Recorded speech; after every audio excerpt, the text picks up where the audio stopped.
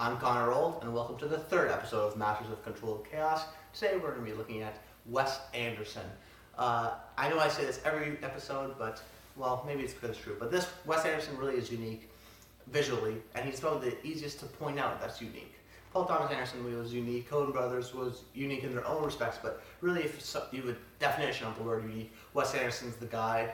I don't think I'll be doing another director that's as unique as him, with a mix of the great visual styles, to the quirky characters, to the dead sort of deadpan dialogue.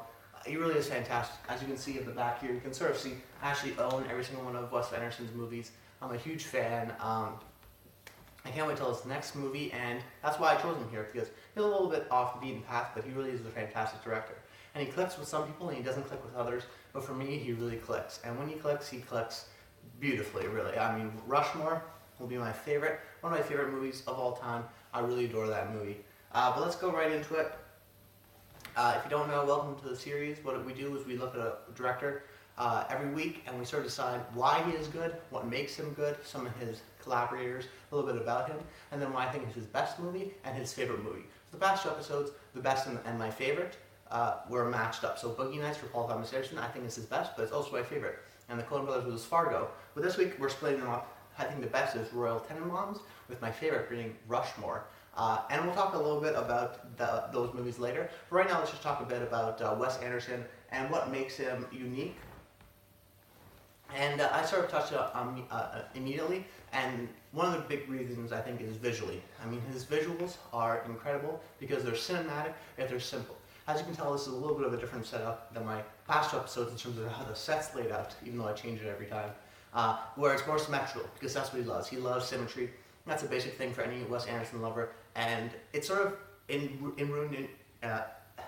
enriched into our mind and sort of already a part of it, because studies have found that people who have symmetrical face are conceived as more attractive than people who do not. So already taking that sort of impulse that we have in ourselves and putting on a symmetrical image, and you put that in there, and people just are naturally eased. People, I know a lot of people with OCD are off-put by when stuff is like not symmetrical. This really puts them at ease, puts them in a good mood, really taking control of the audience's emotions, just visually. I'm forgetting his cinematographer's theme, but that's something I want to point out, is that it's not all cinematography. A lot of it has to do with Wes Anderson, because it's not cinematography, like I said. It's the use of colors, which he's excellent at, well, there's typography on the screens, symmetry, of course, as well, and yes, and overhead shots, that's what I was thinking of. So really, it's not just the cinematographer, there's a lot of set design that goes into it, and there's a lot of makeup and costumes, and really a lot that goes into each shot.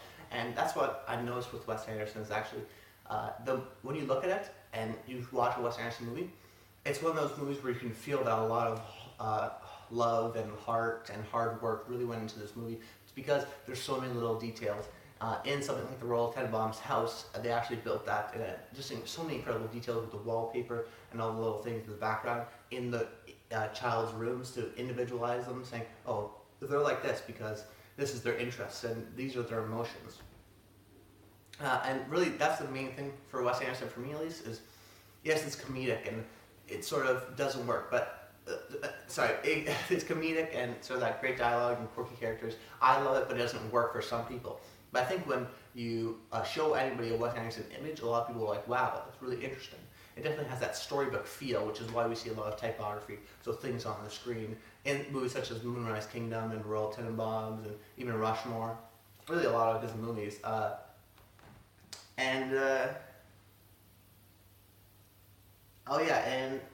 so let's talk about moving into sort of the first movie I saw that I think maybe does visuals best, Moonrise Kingdom. So each color, a movie has sort of a different color palette. So you look at something like Grand Budapest, it sort of has like oranges and purples and pinks. And then you look at Moonrise Kingdom, which also has that orange, but also has like yellows and greens and sort of that summer camp vibe, and browns, lots of browns.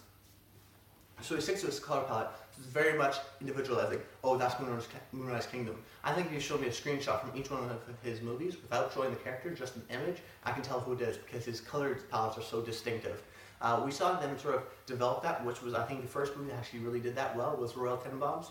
His past two movies, Rushmore and Ball Rocket, were very much more simple in terms of that, because, well, he didn't have that huge budget that he had. He's also done one stop motion animation movie, Fantastic Mr. Fox, which was incredible because he actually could imagine anything he wants almost and put it in there. He's also going to be doing another stop motion animation film for his next film. Can't wait for that. It's called Isle of Dogs. But we'll talk about that a little bit later. I also want to talk about my mom and my parents really because they saw Grand Budapest Hotel and they thought they saw the trailer as well. Like, oh, that's really interesting because it looks very visually interesting. Both of them really weren't fans. A little too quirky, a little too weird for them. And that's really the main thing that I think a lot of people get hung up on. And it's either you like them or you love it or you don't. And those are the characters. There's a lot of characters, something like Royal Tenenbaums, where you have that family dynamic aspect, but then there's also incest going on. You're like, wait, what? I don't really get that. It's very weird characters. That's why a lot of people have criticisms with Wes Anderson in terms of they can't find him relatable. His character's relatable, sorry, because they're so weird. They're so storybook-esque in terms of sort of like that.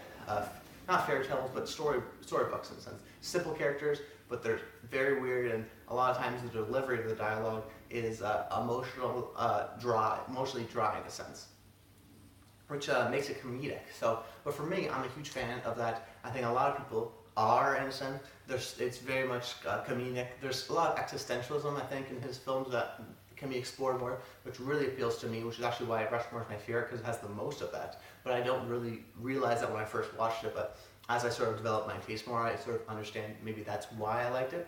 And really the thing is, the visual style, it can't be seen in Bottle Rocket and Rushmore, but it could really be seen across the other movies. And then going back to the characters, the reasons, like Tarantino, like Coen Brothers, there's certain people that can say Wes Anderson dialogue, which is why he used a lot of the same actors. So he uses guys like Bill Murray, who's been in every single one of his movies, except for Bottle Rocket, and Owen Wilson, college roommate, a longtime collaborator, even Jason Schwartzman. And because they're really good at saying his dialogue, and they sort of just get it, and he really likes keeping that tight-knit crew. But he also worked with other actors in terms of, he's worked with hard actors, in quotes, like Bruce Willis. He wasn't the star of Moonrise Kingdom, but he really loved it and wanted to be a part of it. And he worked with that and did a great performance. Same with Edward Norton. A lot of people think that he's not necessarily the easiest actor to work with. And I thought he did it, obviously, in Moonrise Kingdom. Same with Bruce Willis. And I thought Wes did a great job of giving that performance out of him. And it seemed to be fun. Now, let's go over to Royal Tenenbaums. So that's sort of why Wes Anderson is great. I think it's because he's got these super well-developed characters that he works on with Roman Coppola, or Owen Wilson. Those are two of his writing partners. And really, creating those characters, like I said, with Paul Thomas Anderson, and going from there in terms of creating a solid character. It's very much easier, I think, to create a character, and then with lackluster dialogue, and then to create a movie, because they're the foundation of your movie. So when you have great ensembles, like Wes Anderson does in a lot of his movies, with these great characters, that each of them can have their own movie, it's really interesting to see them grow, and you don't really care necessarily almost what's happening, what the plot is, because you're so involved in these characters, plus the visual imagery. I mean, it really is fantastic. You watch a trailer of it, and you're like, wow, there's so many of these amazing shots in this 2-minute trailer, and that sustains for a whole hour. It really is fantastic. And that's not just the cinematography, although it is beautiful cinematography, but also the set design and sort of his creative control and how he makes things. He really is a hands-on director in terms of he has his hands in every plot. He knows what the set design is doing. He has a vision, and that's why it makes him a great director, because I really think he has a clear vision on what he wants. And so far, if you ask me, he has not made a bad movie yet. In fact, I think all of his movies are great. I even like stuff like Life Aquatic of Steve Zissou or Darjeeling Limited. I know a lot of people don't. But a lot of people, actually, I'd say they don't like this, but I'm saying that my favorite is Rushmore. But I could have easily said Royal Tenenbaums, or Moonrise, or Grand Budapest, or Darjeeling Limited, or Bottle Rocket. There's so many where, if it appeals to you, it does. I know I think Tony Revolori, the guy in Grand Budapest Hotel, Zero, he said his favorite was Darjeeling Limited because he had brothers, and he could relate to that. And I know a lot of people relate to Royal Tenenbaums because of their family. I'm a high school student, so I relate to Rushmore. That's sort of just how everyone relates to a different movie, and that's why it's so fantastic about Wes Anderson. That he doesn't necessarily do every type of genre per se, but he really does certain themes that connect with certain people. So anyone, I could have said any one of these movies were my favorite because they really all are I think quite fantastic. Another thing I want to talk about. So now, let's talk about Royal Tenenbaums. Why I think this is his best movie, I think it's because it's the first one to adapt his visual style. Rushmore and Ball Rocket did not. And I think it's only matched or done better in Grand Budapest in terms of visuals. Those are really two back and forth, but to me, what comes back to it is that Royal Tenenbaums always has more characters, and those characters are more interesting. You have the Tenenbaum family, Gene Hackman, an incredible performance. Angelica, oh, what's her name? It's not Angelica Houston. Yeah, it is Angelica Houston, because I get Angela Bassett and Angelica Houston mixed up. Angelica Houston, she's really great in it. Of course, Ben Stiller and his two kids there, Gwyneth Paltrow, fantastic, and Luke and Owen Wilson. Really just a great ensemble of really these quirky characters. This is really what I think of a Wes Anderson movie. It's Grand Budapest, and that sort of has some time to sort of like grow, because that's what I think Royal Tenenbaums does, is that it went out and people really liked it, it's good, but it grew with us. People were rewatching it, and people constantly refer to that movie because of the incredible visual style, the incredible set direction and art that went into it, and the details that really went into it, plus those characters. You feel for an emotion of those characters, even though they're sort of like emotionally dry and you don't really judge them. It's funny sometimes, but it's also like you care for them in a sense, because you want to help them almost feel emotion. At least that's how I want to feel with it. And really, I think everyone can relate to that family aspect of a family sort of crumbling apart and a dysfunctional family in a sense. And there's a lot of, and Danny Glover, I forgot to mention Danny Glover, fantastic performance by him too. So an amazing ensemble cast full of incredible realized characters. Of course you have that family aspect. And then also what I think another thing that adds to it is narration. Now a lot of people and a lot of teachers say don't use narration. And I get that. I don't think it should be taught really, but I get it because it's sort of like, you don't want to explain your story to the audience. It's lazy filmmaking. But some of the best movies who do it, and when they do it right, it nails really, it hits really hard. Apocalypse Now, Goodfellas. There's a lot of these movies where narration really works well. I just saw 20th Century Woman, which I thought really nailed the narration as well. But Royal Tenenbaums, I mean, is on the level, I think, of Apocalypse Now and Goodfellas, not maybe in terms of quality, because those are really fantastic movies, but in terms of the narration, it really helps it. Alec Baldwin's narration plays it out like a storyboard. You have the visuals, you have the typography, but the narration sort of eases into the introduction of the characters, the great opening scene there, introducing you to all the Royal Tenenbaums, and really just making it feel like a book. I know I use the term storybook, I know a lot of people maybe not know that, but like a book with pictures that you read as a child almost. I don't want to say fairy tale, but it's a storybook. And that narration really helps, and sort of, it's not used sporadically, it's used for a purpose, and I think it really gives that extra layer to it that other movies don't necessarily have. So yeah, let's go over to now my favorite movie, which is Rushmore, right back there.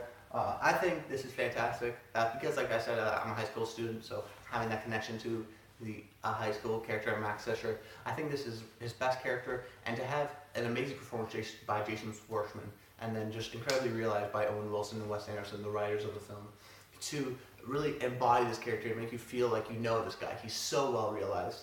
And then also, I think another reason is that it's probably the least of all his movies in terms of visually style. It's just not like these bright colors and very symmetrical areas all throughout it. And I feel for a lot of people, and including me, it sort of takes you out of it and doesn't allow you to connect with the characters. It's incredible to look at. And movies are a visual medium, I think, more than they are a story medium, really.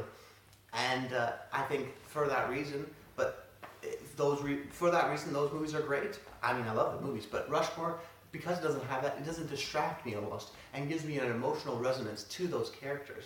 So I can really feel connected to Max and Bill Murray's character, and the teacher, of course, and really feel Max's pain and the weirdness between it. And also another theme that you see throughout Wes Anderson's movies that I think is obviously the best done in Rushmore is adults acting like, children acting like adults, sorry. So I mean, a lot of the times it seems like Max has more of a grip on his life than Bill Murray's character. And I know I sort of touched on it a bit, but it has both existentialism. I think there's a quote in the movie where it's like, you try to do what you do, you do what you love to do and try to do that for the rest of your life. And for me, that's Rushmore. And he really just has sort of like almost a subtle questioning of the meaning of life and all that sort of stuff. And a lot of times, because it doesn't have that visual style, it makes it more grounded in reality, which just makes it even funnier. I actually think Rushmore is his funniest movie. Max and Bill Murray's interactions are so funny when you think about it. He's a kid and it's adult, but even Bill Murray's character is going and like slashing his bike tires and stuff like that. And there's some absurd moments for sure that I think he is able to do it later in his career. But Rushmore, I think, because it's almost grounded, it makes it funnier. And now, obviously, his plays, they're making it seem like it's just a normal thing, but he's making like an Apocalypse Now Vietnam War play. It's incredible. And they really sort of appreciate that. And then also they don't succeed a lot. They fail in certain instances. And I think it's also a good geek movie. Question, I don't really like using that word, but something like Napoleon Dynamite and I Heart Huckabees, I don't think really work in that sense because they're sort of like make fun of it in a sense. This embraces it and really involves themselves with it. I think Wes Anderson really hones into that. But another one of my favorites is Grand Budapest Hotel. And I think it's possibly his best. You could definitely argue that. I'm also a huge fan of Darjeeling Limited. That amazing shot at the end where they're literally dropping their baggage to get on the train. That brotherly love, the Indian setting is fantastic. But Grand Budapest Hotel, for me, it's Jason Schwartzman in terms of the best performance as Max Fisher in Rushmore. But number 2 is Ray Fiennes as Mr. Gustav in Grand Budapest Hotel. And you want to talk about set design and visuals, that's the movie to watch. And that's why I think I got nominated for all those Academy Awards. Now let's talk about what's new coming for him. He's making this movie called Isle of Dogs, like I said, a stop motion animation film. And it looks a lot, from what we've seen so far, it's like Kubo and the Two Strings. And he said it's a lot more inspired by something like Akira Kurosawa than it is Fantastic Mr. Fox or other stop motion animation films. So that'll be super interesting to be almost like a serious animation film. And if that doesn't win Best Animated Feature, I don't know what will. But, you know, in Fantastic Mr. Fox lost, so who knows? Anyways, guys, a quick sum up. Wes Anderson, incredible visual style, funny characters, well realized, emotionally dry, so you have that deadpan dialogue that is so funny. Recurring cast of characters like other directors such as Bill Murray, Jason Schwartzman, Owen Wilson, Luke Wilson. And really, I say if you haven't checked out Wes Anderson, check him out. You might like him. And if you do like him, you'll love him. Trust me. You'll just want to go from his next movie to his next to his next, and you'll love that style. And rewatching them.